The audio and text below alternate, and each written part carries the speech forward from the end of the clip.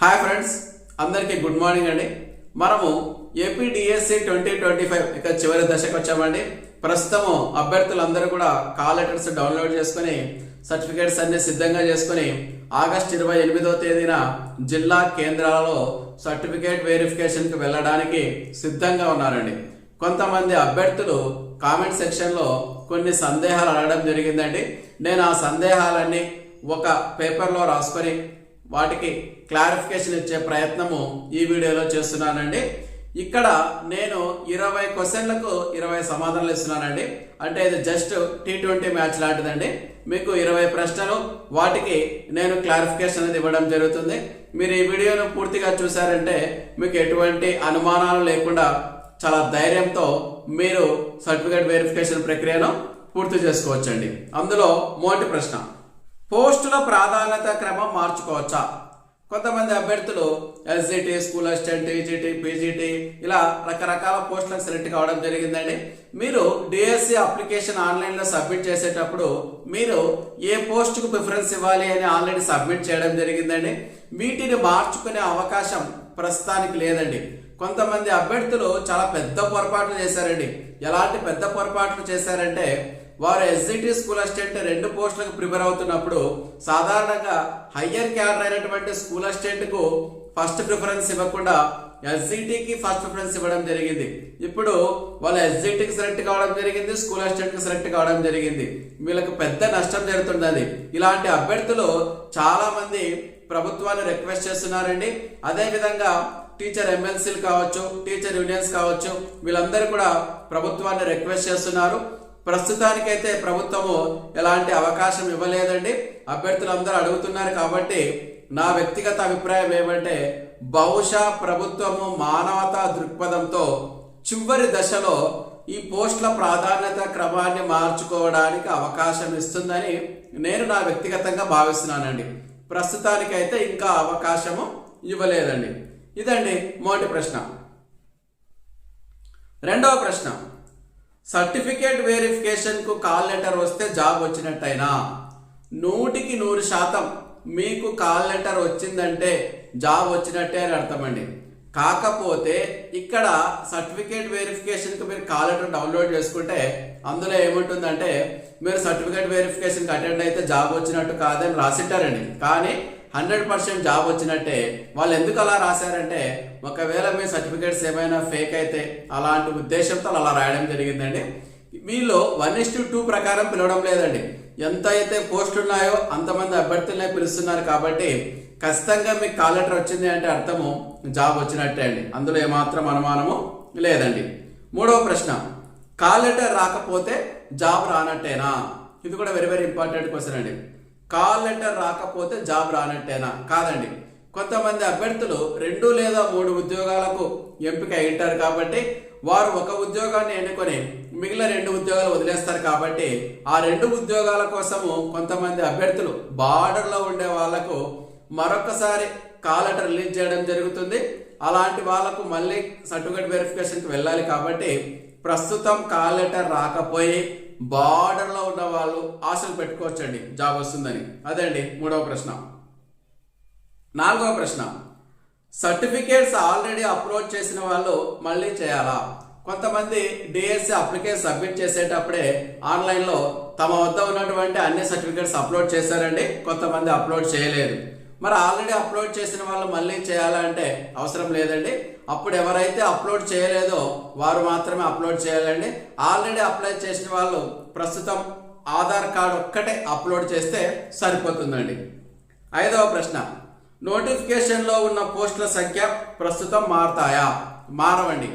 నోటిఫికేషన్లో ఎన్ని పోస్టులు అయితే ఉన్నాయో ప్రస్తుతం ప్రభుత్వం అన్ని పోస్టులను భర్తీ చేస్తుంది.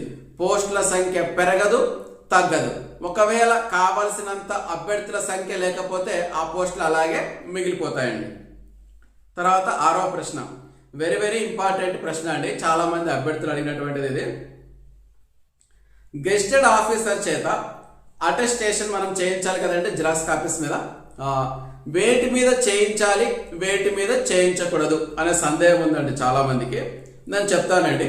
మీరు వేటి మీద అటెస్టేషన్ చేయించాల్సినటువంటి అవసరం లేదంటే, నంబర్ 1 డిఎస్సి అప్లికేషన్ మీద అటెస్టేషన్ అవసరం లేదండి. తర్వాత డిఎస్సి స్కోర్ కార్డు మీద అటెస్టేషన్ అవసరం లేదండి. అదేవిధంగా ఆధార్ కార్డు మీద కూడా అటెస్టేషన్ అవసరం లేదండి. ఈ మూడండి, DSC application, DSC score card, Aadhaar card, ఈ మూడింటి మీద అటెస్టేషన్ అనేది అవసరము లేదండి. మరి అటెస్టేషన్ వేటి మీద అవసరం అంటే మార్క్స్ మెమోస్ అండి. 10th, ఇంటర్, డిగ్రీ మీకు ఎన్ని క్వాలిఫికేషన్స్ ఉంటే అన్ని మార్క్స్ మెమోస్ మీద అటెస్టేషన్ ఉండాలి. క్యాస్ట్ సర్టిఫికేట్ మీద ఉండాలి, ఈడబ్ల్యూఎస్ సర్టిఫికేట్ మీద ఉండాలి, పిహెచ్ సర్టిఫికేట్ మీద ఉండాలి, రెసిడెన్స్ సర్టిఫికేట్ మీద ఉండాలి.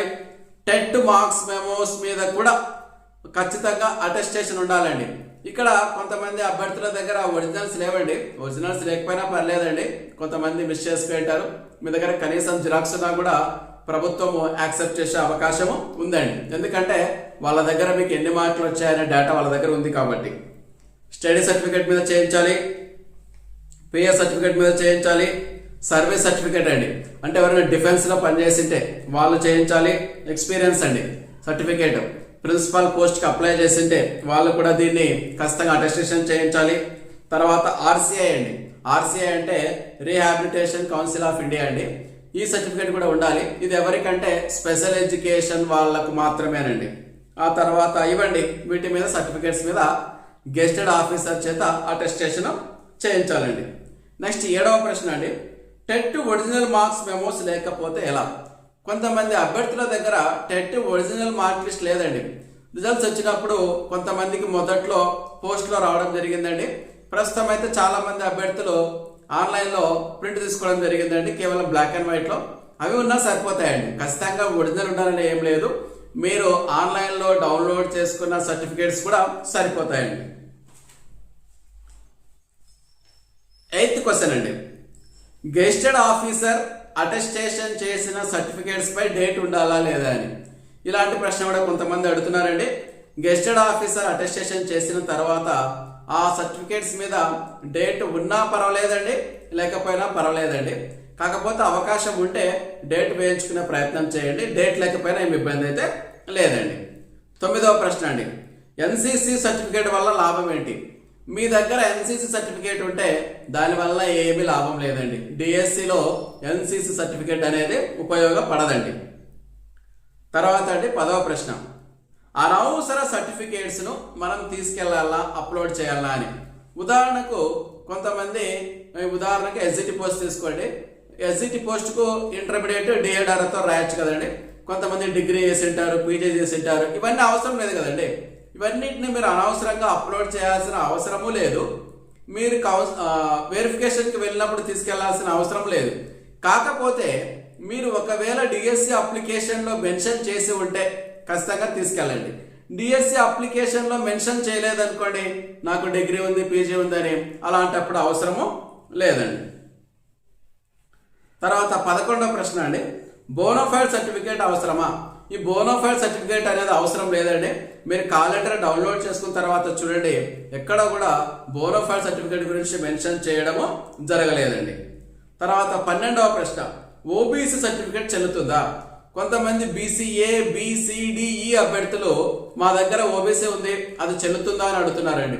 మీ దగ్గర ఓబీసీ సర్టిఫికేట్ ఉంటే అది చెల్లదు, అది కేవలం కేంద్ర ప్రభుత్వ ఉద్యోగాలకు మాత్రమే. మీరు ఖచ్చితంగా BCA, BCB, BCC, BCD, BCE ఇలాంటి సర్టిఫికేట్లే తీసుకువెళ్ళాలండి. నెక్స్ట్ 13వ ప్రశ్న, నేను డిగ్రీ గతంలో చేశాను, ఇప్పుడు ఒరిజినల్ డిగ్రీ తీసుకున్నాను, ప్రస్తుత డేట్ వల్ల ఏమైనా ఇబ్బంది ఉంటుందా? అంటే మీరు గతంలో డిగ్రీ చేసింటారండి, ఒరిజినల్ డిగ్రీ, దీన్ని ప్రస్తుతము ఈ మధ్య కాలంలో తీసుకుని ఉంటారు.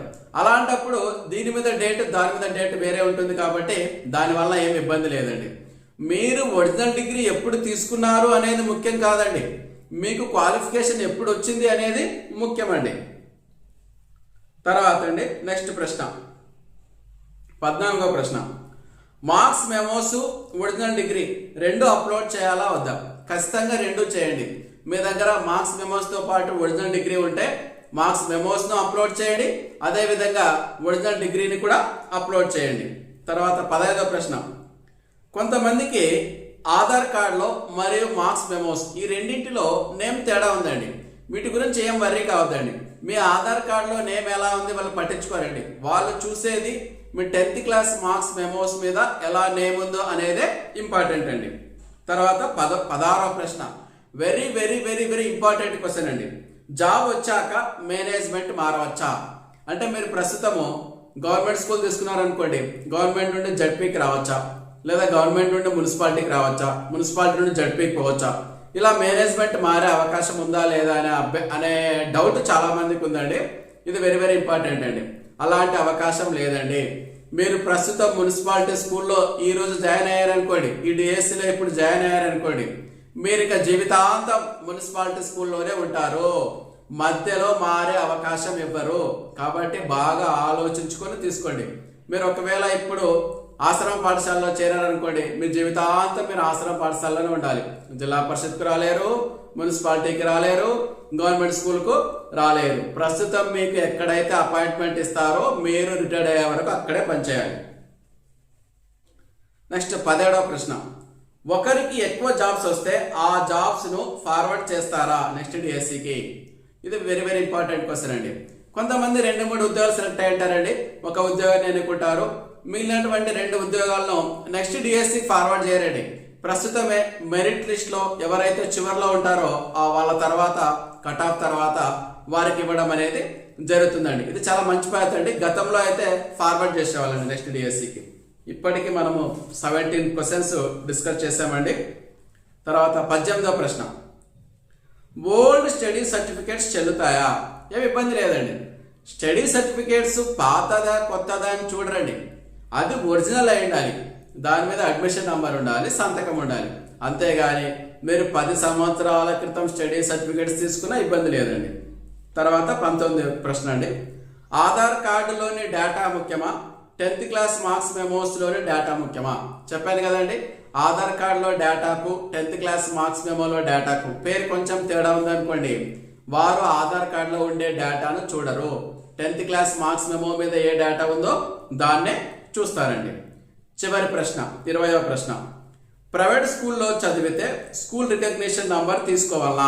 కొంతమంది ప్రైవేట్ స్కూల్లో చదువుతారండి, ఆ స్కూల్కి ఒక రికగ్నిషన్ ఒక నంబర్ ఇస్తుందండి ప్రభుత్వము, ఆ నంబర్ తీసుకోవాలా, సర్టిఫికేట్స్ మీద మెన్షన్ చేయాలా అనే సందేహం ఉందండి. అది అవసరం లేదండి. మీరు ప్రైవేట్ స్కూల్లో చదివినా గవర్నమెంట్ స్కూల్లో చదివినా అదేం చూడరండి.